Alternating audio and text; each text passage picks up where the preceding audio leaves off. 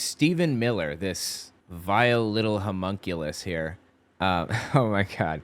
I'm sorry. Let me start that over. I just remembered the time that he spray painted his hair on. I just have to find that. I forgot about that, dude. Literally spray painted it in a V. Oh my God, dude. Spray painted. Oh, I love it. I love it so much. I forgot about this. I need to save this image. Anyway, Stephen Miller, we're here to talk about what a vile human being he's been recently.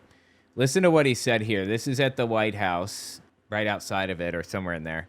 He's talking about habeas corpus. Hold on, there's a question back there first. I have two quick questions. First, President Trump I can't hear it. has talked about potentially suspending habeas corpus to take care of the illegal immigration problem. When could we see that happen, do you think? Well, He's about to answer a question about habeas corpus, I believe, which is, I think, a Latin term that means produce the body. And it was created, I think, in like the 1200s or something like that, under the Magna Carta, like this really, really old kind of human rights document that, everybody was promised no matter what. And we were talking like 800 years ago. And the reason that that was added to the Magna Carta was because people had a tendency to just toss people in jail randomly. Just pick them out, throw them in jail. They're never heard from again. Whether they're guilty of anything or whatever is completely irrelevant. And right now, there's still a problem with that in the modern world. Like, I think something crazy, like 50% of the people in Brazil jails or something like that have not gone to trial. They're sitting there without a trial.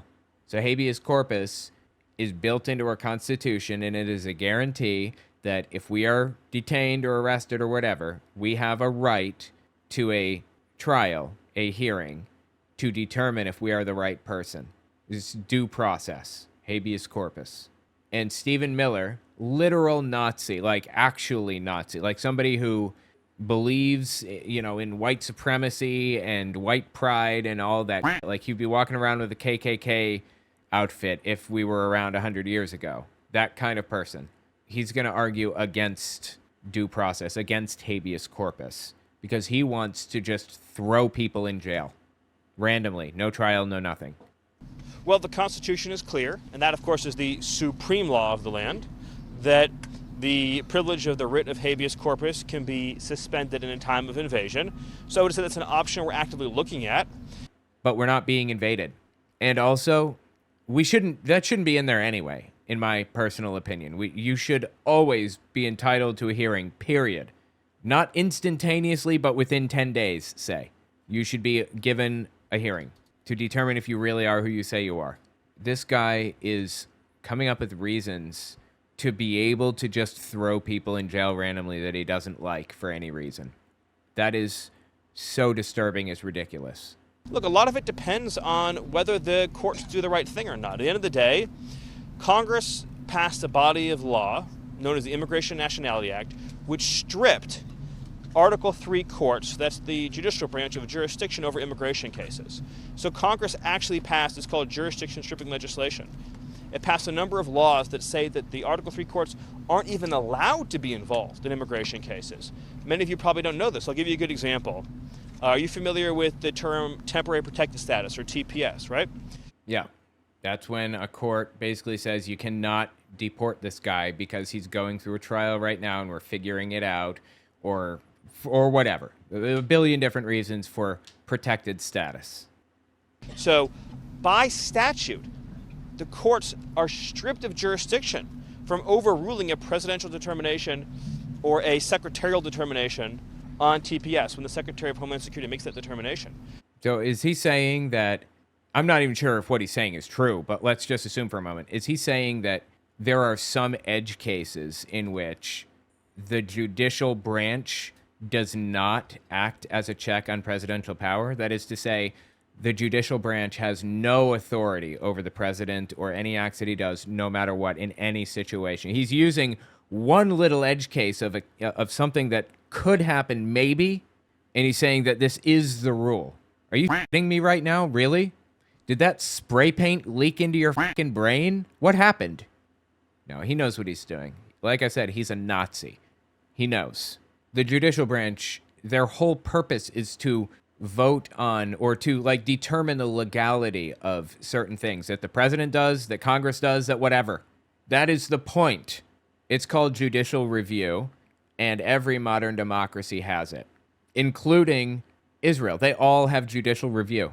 Well, fun fact for you, it was started officially in the United States, judicial review, where the judiciary reviews laws and executive orders to see if they stand up to the Constitution. And if they don't, then those laws or executive orders aren't allowed to stand. They're nullified by the judicial branch. It was started by a case called Marbury versus Madison. John Marshall was the Supreme Court Justice, the Chief Justice. And the reason I know this story is because Marshall University in West Virginia, in Huntington, is named after John Marshall because he invented judicial review. And it was some stupid case. It was like John Adams was the outgoing president, and to be a dickhead, he appointed a bunch of judges and he put their envelopes or, put their letters on the desk so that the next president would have to mail them. James Madison was the next president, and he entered into office and he said, you know what? He's a dickhead. I'm not going to mail them. I'm just going to sit on these letters, and they're never going to get their judgeships.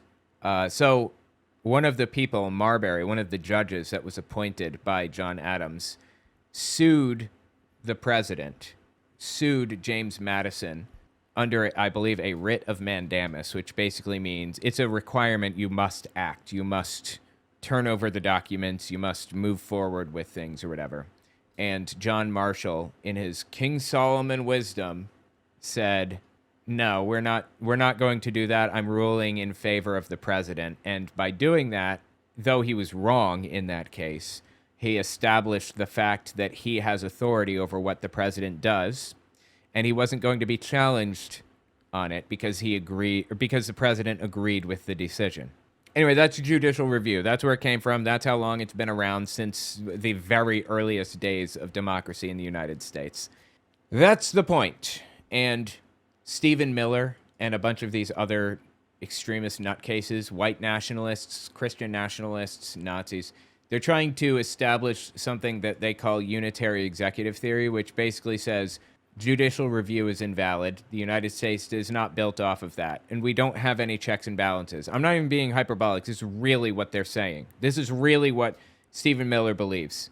There are no checks and balances on the president. Zero. He can do literally whatever he wants, and that's how the Founding Fathers wanted it, or something. That's the argument. It's nonsense. It's dangerous. They're calling for a dictator by doing that. Or a secretarial determination on TPS when the Secretary of Homeland Security makes that determination. So when Secretary Noem terminated TPS for the illegals that Biden flew into the country, when courts stepped in, they were violating explicit language that Congress had enacted, saying they have no jurisdiction. So it's not just the courts aren't just at war with the executive branch.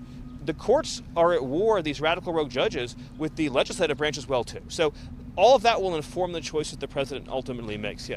They're not at war with the legislative branch. They are a check on power. They are there to interpret the Constitution and decide if what they're doing is legal. In what universe is that going to war with them? That is literally just doing their fucking job. Let me ask you, what's the point of having the judicial branch then? Why do we have it? Why is it there? What are they supposed to do, if not rule on the constitutionality of something? Stephen Miller is an evil little homunculus. I don't know how else to say it. A homunculus that likes to spray paint his own hair on his head. And you know what? If you're going to spray paint it, why not go all the way? Why did he just spray paint this little spot here in a V? Why didn't he spray paint it like a bowl cut all the way around or something? I think that'd look way better. Oh, it's so painful and stupid. I mean, this dude is like really, really evil. It's hard to beat Stephen Miller when it comes to like people who are trying to destroy democracy as quickly as possible. He is like some people are motivated by like Christian nationalism. They really want to establish a Christian state, a theocracy in the United States. Some people are motivated by, I don't know, whatever other thing. Stephen Miller's motivated by white supremacy. Like, he wants to see a world where there are 0 black people and 0 Jews and 0 anybody that isn't white, Anglo-Saxon, Protestant. Nearly as evil as it gets. Listen to this one from Stephen Miller. This is from May 1st, 2025.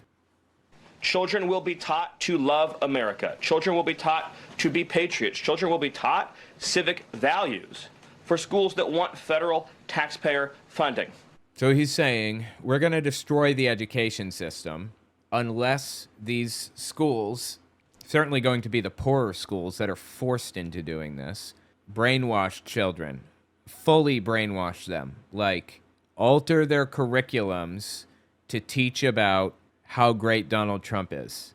And I'm not just pulling that out of thin air. That is actually what Ryan Walters, Oklahoma superintendent over all Oklahoma schools, is doing. Writing into the curriculum that teachers must teach in a section, in a unit or whatever in history class, that Trump won the 2020 election. They are brainwashing children. So as we close the Department of Education and we provide funding to states, we are going to make sure that these funds are not being used to promote communist ideology. For any nation to be successful, it cannot teach its children to hate themselves and to hate their country. Literally nobody is doing that. So these are a few of the areas in which President Trump has fought the cancerous, communist, woke culture that was destroying this country, where we were led to believe that men were women, that women were men, that racial discrimination was good, that merit was bad, and that safety and physical security mattered less than the feelings of liberal ideologues. Absolutely, absolutely psychotic. Not for nothing, but this exact thing happened in Germany. Again, I know I keep coming back to that, but this is identical to what happened in Germany. At the time in Germany, there was like a big split, social split. There were social democrats who are basically like the Democrats today, give or take. The social democrats were actually the in Germany at the time. They were fucking awesome. And they built a really incredible government. The Weimar Republic was awesome. But they were the left-leaning party, and they were the biggest party, and they ran the Weimar Republic for the first half of its existence. It was only in existence for 12 years, from the end of World War I, 1918 or 19, clear through to 1933 when Hitler destroyed it. So 14 years, yeah. Anyway, Social Democrats, the Catholic Center Party was like 7% or something like that. The Nazi Party was actually very, very small. It was a little unknown thing, but the way that they apportioned their representatives was every 60,000 votes, you get one representative in Congress.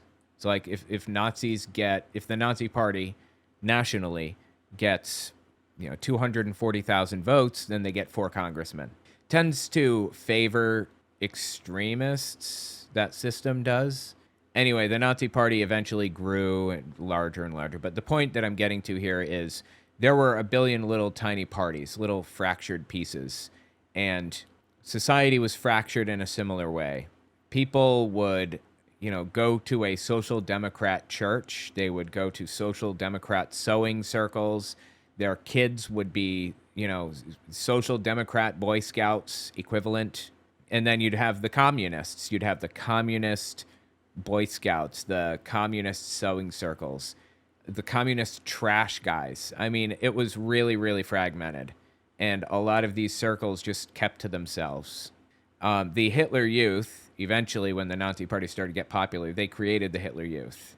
And it was just like a Boy Scouts program, just like the others, where they would earn merit badges and they would learn to tie knots and, whatever, go fishing and all that stuff. And they do good deeds. As time progressed, as Hitler took over more and more, the Hitler Youth absorbed more and more stuff. There was a Catholic youth group that existed, and eventually part of the agreement the Catholics made with Hitler was to allow them to keep their youth group and control the schools. And Hitler eventually, reneged on that and took their youth group and absorbed it into the Hitler Youth. So anyway, the point is that when countries target children to be brainwashed, it's a bad harbinger. They're going down a bad path, as if we didn't know that already.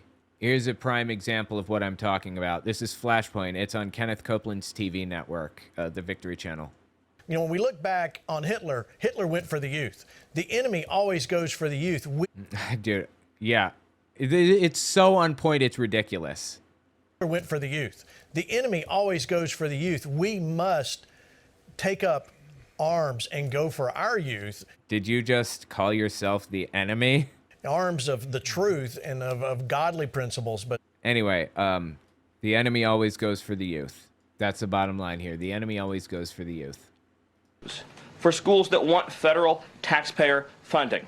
So as we close the Department of Education and we provide funding to states, we are going to make sure that these funds are not being used to promote communist ideology.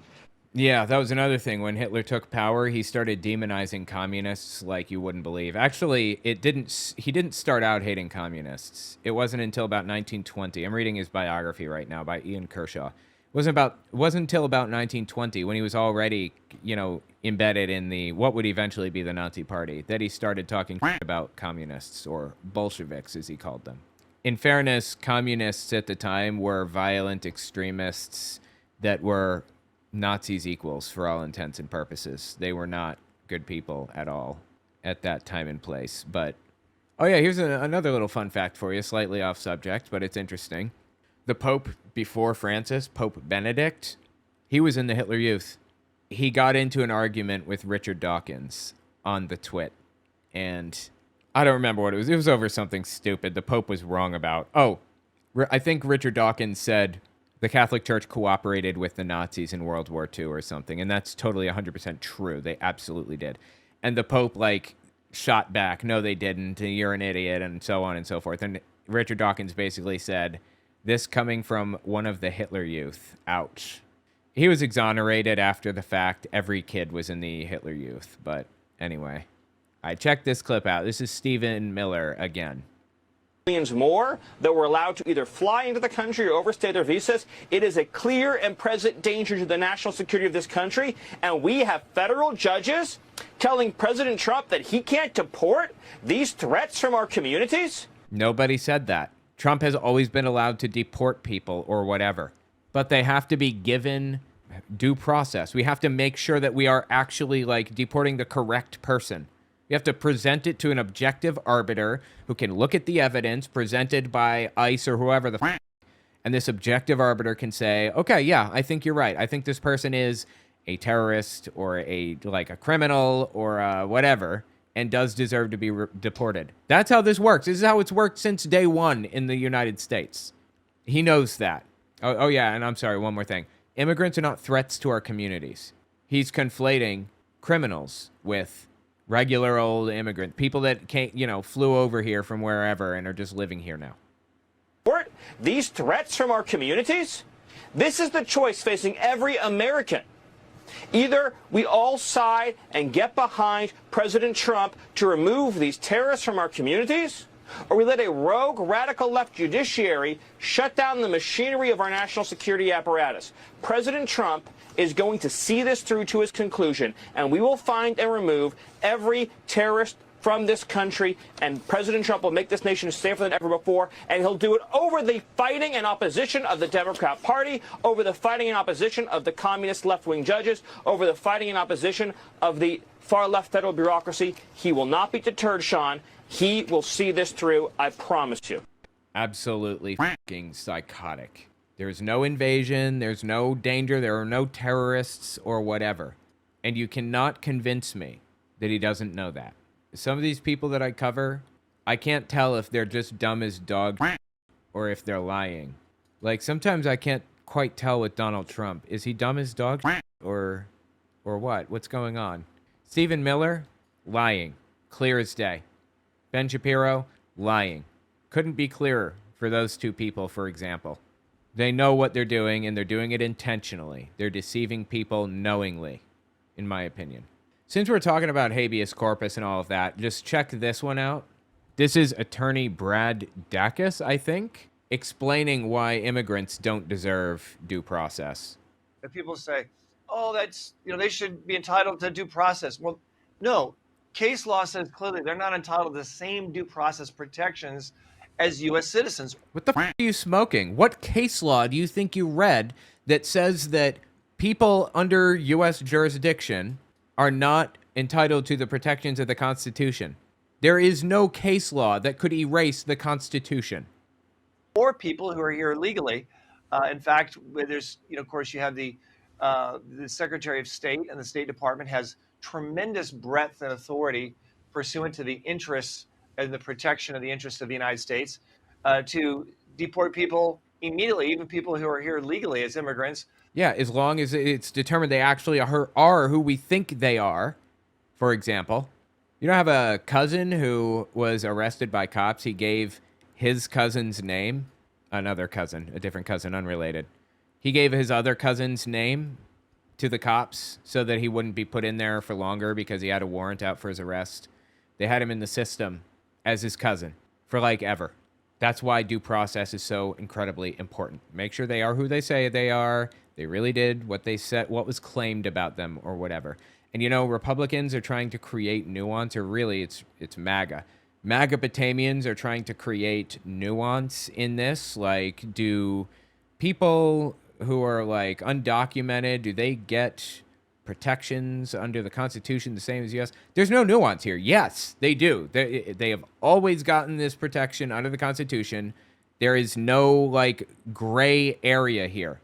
If they're in the U.S., they are under the Constitution's jurisdiction, and they are protected, period. But then when you have people who are here as illegal immigrants, they can be removed and deported. They don't have to have a trial. The Obama administration, more than 85% of those that were deported had no hearing or anything. Yeah, he's trying to create like this exception proves the rule thing and saying, well, this guy did it, so it's okay for this guy to do it. No, it's not. And also, I don't even believe him about Obama taking people's due process. No, I'm sorry. I don't believe you on that. Either way, it doesn't matter what the f Obama did. You can't take people's due process away. We've had that right since 1200 under the Magna Carta. We're just deported. Now, I will say this. People say, well, what if they're an actual U.S. citizen and they're just deported? Well, everyone has an opportunity to file what's called a writ of habeas corpus. Yeah, dumb. That's f***ing due process. You just described due process. Writ of habeas corpus. That is literally what we're saying people should have. And that is literally what you're saying they shouldn't have.